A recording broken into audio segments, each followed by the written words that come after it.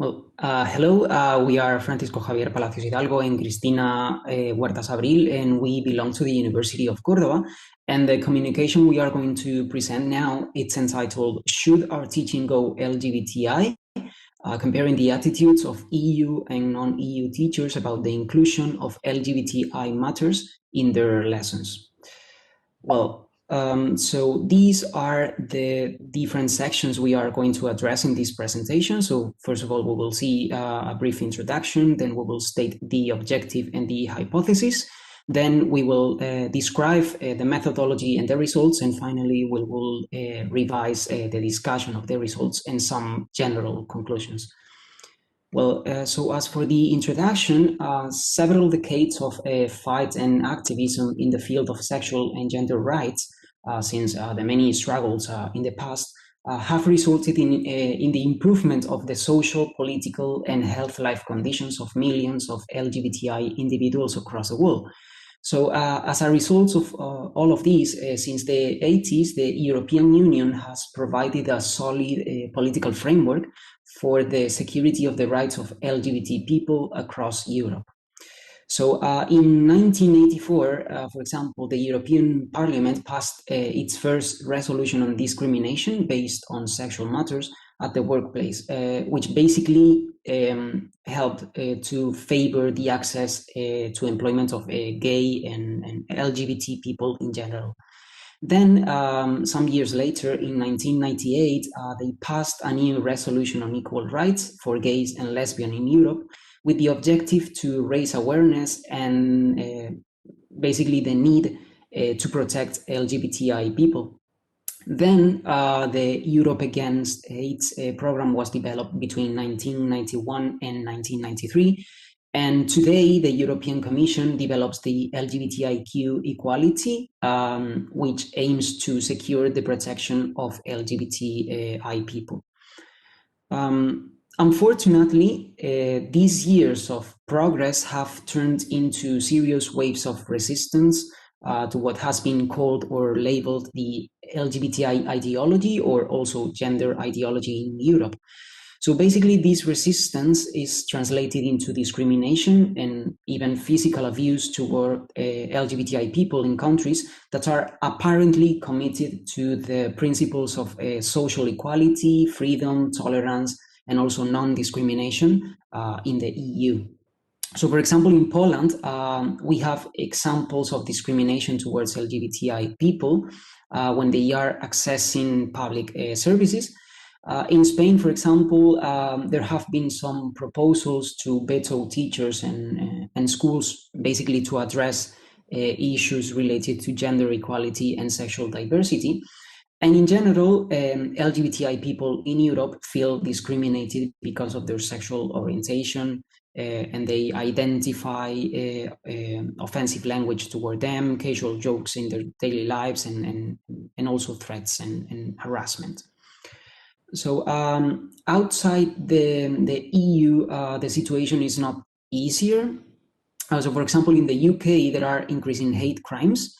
And also in Russia, federal laws against what has been called gay propaganda has also been passed. So the good thing is that these anti-LGBTI actions are also resulting into some positive social movements that basically try to improve the situation of the LGBTI community. So in this sense, and in the field of education, UNESCO advocates for comprehensive sexuality and gender education for young generations, basically to provide them with reliable information and to prepare them to have a safe life regarding their sexual well-being. So in this sense, some countries, such as the UK, even regulate compulsory sexual education, both in primary and secondary education. However, there is little research analyzing the attitudes of teachers about the inclusion of LGBTI topics in their lessons, and there are no studies comparing their opinions, between those teachers from EU countries and those teachers from non-EU countries.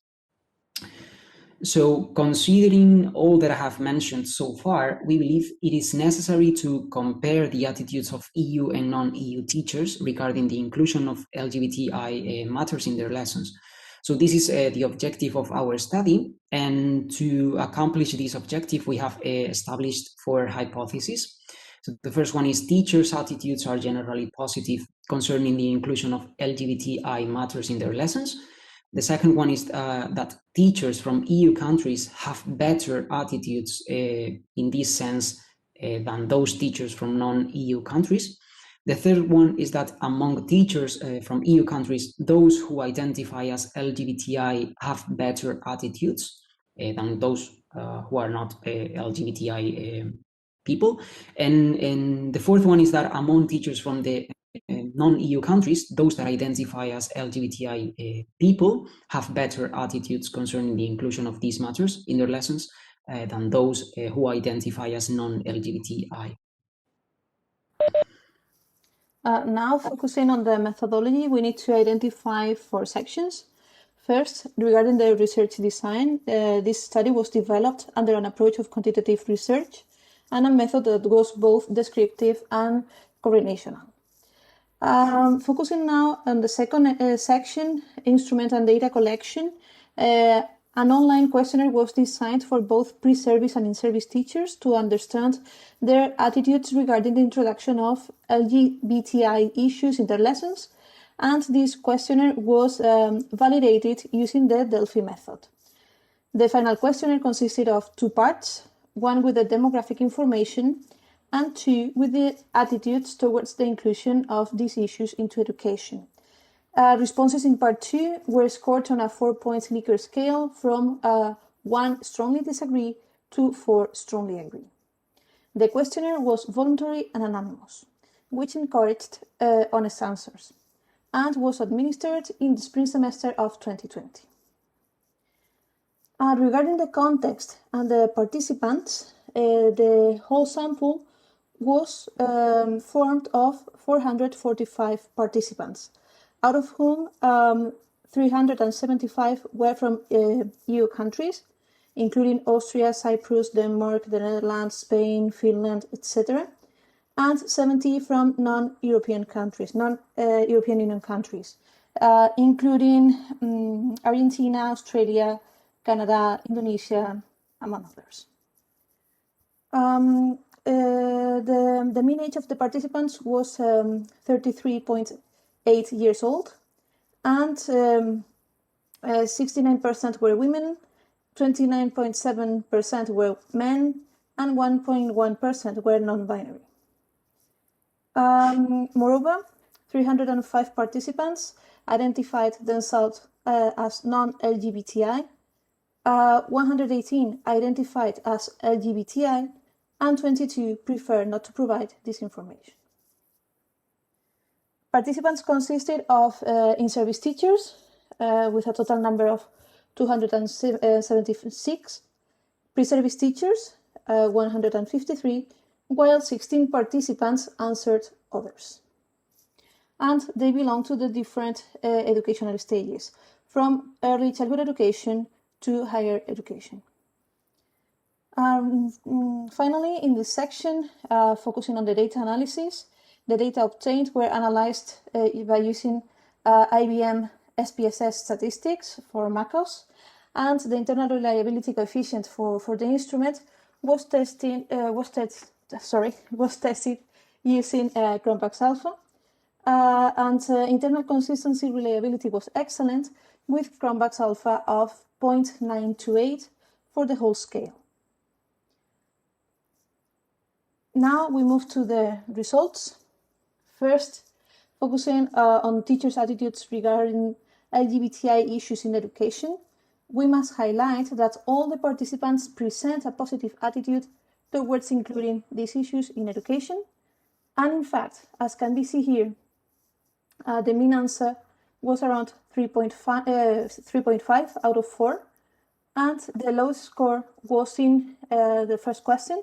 I consider that educating in effective sexual diversity is necessary at any educational stage, but even this was the lowest score this was 3.49 out of 5.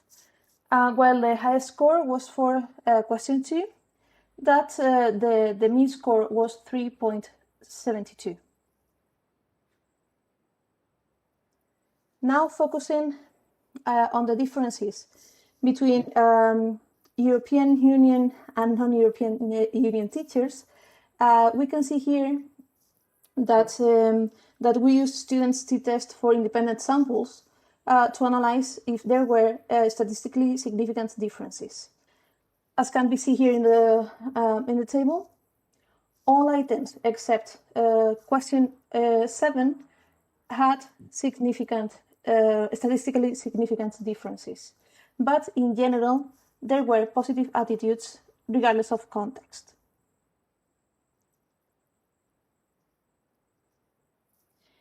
In the case of the comparison between LGBTI and non-LGBTI teachers from the European Union, we can see here that people who identify themselves as LGBTI outperform non-LGBTIs in all items, having statistically significant differences in all cases, again using students' t-test for independent samples. And following with the comparison, in this case, between LGBTI teachers and non-LGBTI teachers in non-EU countries, again, those who belong to this community also outperform non-LGBTIs. As can be seen, again, we have statistically significant differences in all items. However, it's another interesting issue to consider the fact that non-LGBTI teachers show a variable response, as can be seen in the different mean scores.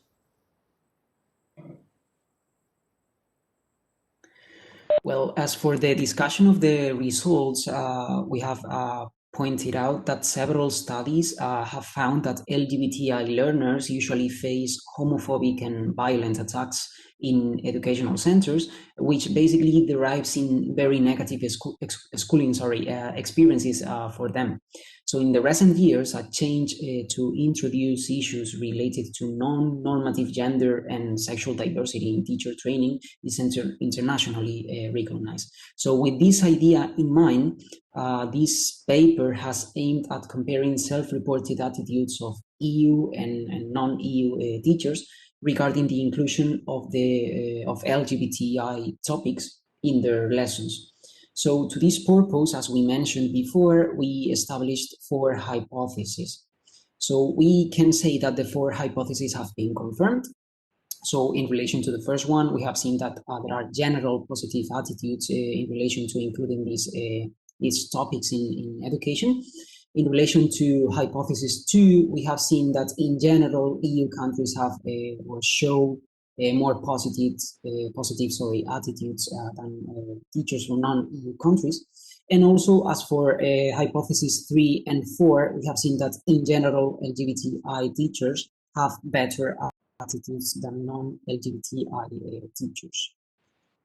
So as some general conclusion, again, we have seen that there are general positive attitudes among teachers, regardless of their belonging to the EU and also regardless of their belonging to the LGBTI community.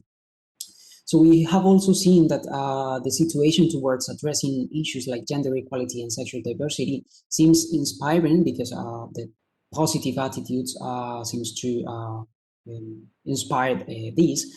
However, we have also seen that further training is still necessary at a global level. So teachers need to be appropriately trained to address these issues, regardless of their educational stage where they teach or also the subject they teach. And hopefully these results will mean that someday LGBTI themes will be totally included into education, and eventually and hopefully it will contribute to eradicating discrimination based on sexual and gender identity at schools. So, well, these are some of the references we have included in the presentation. And well, thank you for your attention, and we will be very happy to answer any of your comments or questions that you may have regarding our communication. So here we have our email, so please just send us a message with your comments, questions, and anything you would like us to answer. Thank you so much.